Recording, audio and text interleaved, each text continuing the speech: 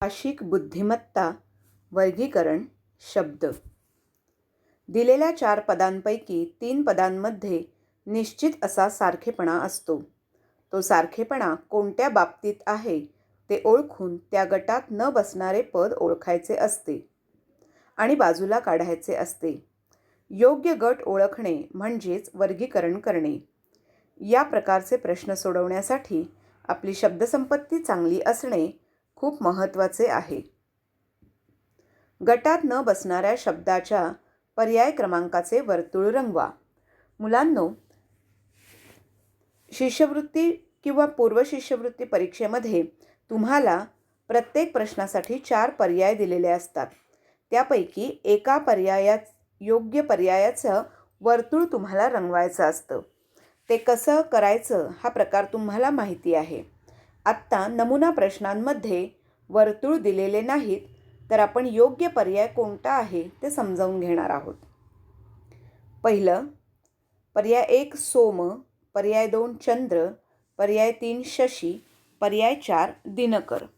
आपल्याला माहिती आहे या प्रकारच्या प्रश्नामध्ये 3 शब्द किंवा 3 पदं ही एका गटात बसणारी असतात आणि एक पद हे गटाशी न जुळणारं असतं.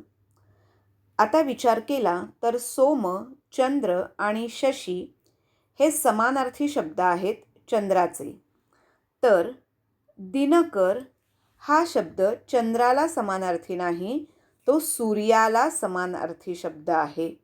त्यामुळे या ठिकाणी गटात न बसणारा आहे पर्याय क्रमांक 4 दिनकर. पुढचं उदाहरण पाहूया. अळू, पर्याय 2 कोबी, पर्याय 3 बटाटा आणि पर्याय 4 पालक. हे 4ही भाज्यांची नावे आहेत. पण अळू, कोबी आणि पालक या 3ही पालेभाज्या आहेत. आता या ठिकाणी तुम्हाला हे माहिती पाहिजे की कोबी हा जरी फळासारखा गोल गड्डा दिसत असला तरी कोबी ही पालेभाजी आहे. कोबीचं प्रत्येक पान एकावर एक लपेटून त्याचा एक गड्डा तयार होत असतो, पण कोबी ही पालेभाजी आहे. म्हणून पर्याय क्रमांक 3 हा गटात न बसणारा शब्द आहे बटाटा. बटाटा ही पालेभाजी नाही. अळू, कोबी, पालक या 3ही गोष्टी पालेभाजी या वर्गामध्ये मोडतात. तिसरं उदाहरण. पर्याय 1 हेमंत, पर्याय 2 वरुण, पर्याय 3 वर्षा, पर्याय 4 शिशिर. हेमंत, वर्षा आणि शिशिर हे 3ही ऋतू आहेत. पण वरुण हा ऋतू नाही, तर तो पर्जन्यासाठी समान अर्थाचा शब्द आहे. म्हणून गटात न बसणारा शब्द आहे पर्याय 2 वरुण. चौथं उदाहरण बघूया. जुलै, ऑगस्ट, मे, एप्रिल हे 4ही ग्रेगरियन वर्षातले महिने आहेत. आपण त्याला इंग्रजी वर्ष असे म्हणतो. मग आता याच्यातला वेगळा कसा बाजूला काढायचा? तर विचार करा. प्रत्येक महिन्याचे दिवस किती आहेत ते पहा. जुलै 31 दिवस, ऑगस्ट 31 दिवस, मे 31 दिवस, एप्रिल 30 दिवस. कॅलेंडर जरी समोर नसलं तरी प्रत्येक महिन्याचे दिवस आपल्याला माहिती पाहिजेत. हाताची मूठ केल्यावर बोटांच्या खाली जे उंचवटा आणि खड्डा येतो त्यावरून 30 आणि 31 दिवस ओळखण्याची पद्धत तुमच्या शिक्षकांनी तुम्हाला शिकवली असेल किंवा आईबाबांनीही सांगितली असेल. त्यामुळे जुलै, ऑगस्ट, मे हे 31 महिन्यांचा हा गट झालेला आहे आणि एप्रिल हा गटात न बसणारा शब्द आहे. त्यामुळे पर्याय क्रमांक 4 हे याचं उत्तर आहे. पुढचं उदाहरण. तांदूळ, वाल, मूग, हरभरा. वाल, मूग आणि हरभरा हे 3ही कडधान्य आहेत. पण तांदूळ हे कडधान्य नाही, तर तांदूळ हे तृणधान्य आहे आणि ते मुख्य अन्नधान्य म्हणून वापरलं जातं. वाल, मूग, हरभरा हे सुद्धा शेतातच पिकत असले तरी ते कडधान्य आहेत. जे पदार्थ आपण भिजवून त्याला मोड आणून ज्याच्या उसळी बनवतात त्याला कडधान्य असं म्हणतात, हे तुम्हाला माहिती आहे. त्यामुळे या ठिकाणी उत्तर आहे पर्याय क्रमांक 1 तांदूळ. 6वं उदाहरण पाहूया. पर्याय 1 डाळिंब, पर्याय 2 आंबा, पर्याय 3 पपई आणि पर्याय 4 पेरू. ही चारही फळांची नावं आहेत. मग आता यातनं गटात न बसणारा कोणता? तर आपण वेगवेगळ्या दृष्टीने विचार करून बघूया. बियांचा विचार केला तर डाळिंबामध्ये अनेक बिया असतात, आंब्यामध्ये एक बी असते, पपईमध्ये सुद्धा अनेक बिया असतात आणि पेरूमध्ये सुद्धा अनेक बिया असतात. त्यामुळे एक बी असलेली फळे आणि अनेक बिया असलेली फळे याचा विचार करता डाळिंब, पपई, पेरू या तिन्हीला अनेक बिया आहेत, तर आंबा हे एक बी असणारं फळ आहे. एका आंब्यामध्ये एकच कोय असते. आंब्याच्या बीला आपण कोय असं म्हणतो. त्यामुळे गटात न बसणारा शब्द आहे पर्याय 2 आंबा. 7वं उदाहरण.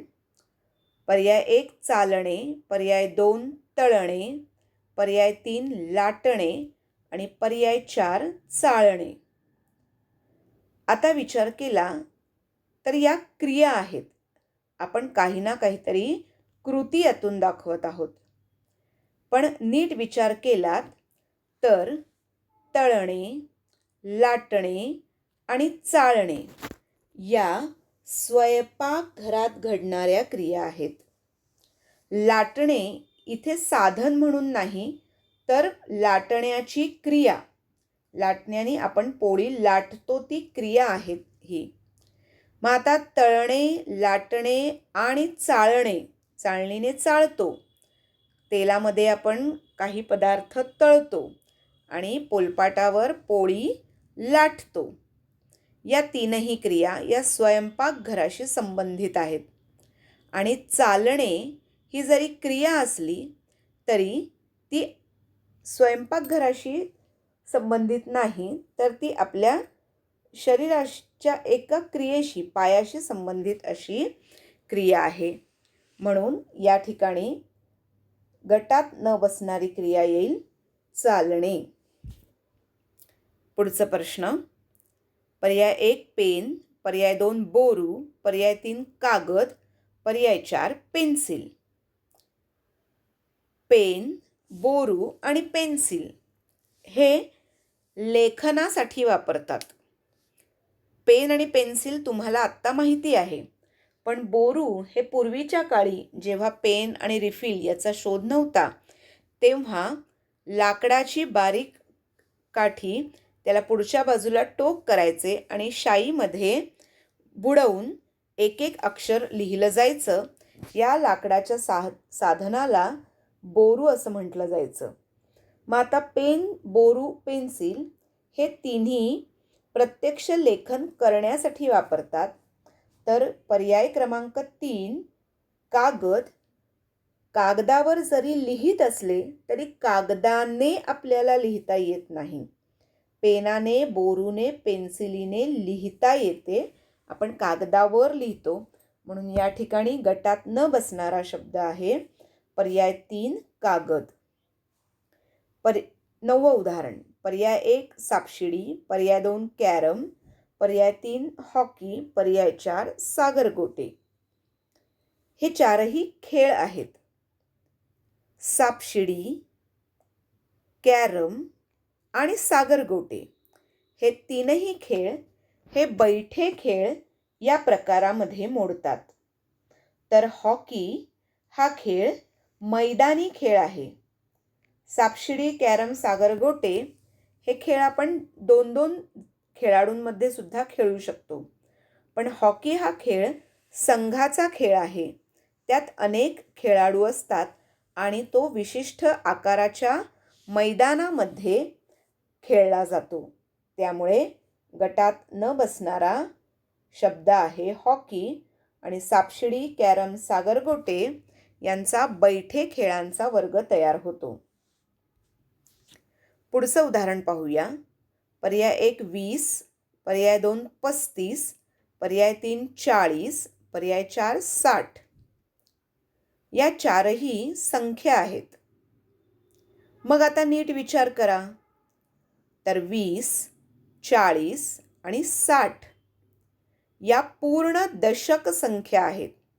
2 दशक 20, 4 दशक 40, 6 दशक 60 या पूर्ण दशक संख्या आहेत.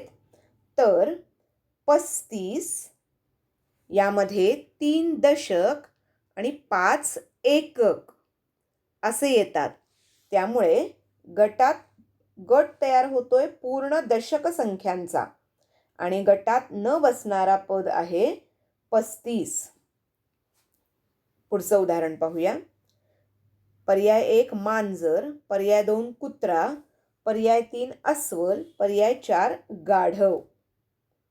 हे चारही प्राणी आहेत. चारही प्राण्यांना 4 पाय आहेत. मग आता काय विचार करूया. तर आपण पाळीव प्राणी, रानटी प्राणी, जंगलात राहणारे प्राणी असा काही गट पडतोय का पाहूया. तर अस्वल हे रानटी प्राणी आहे.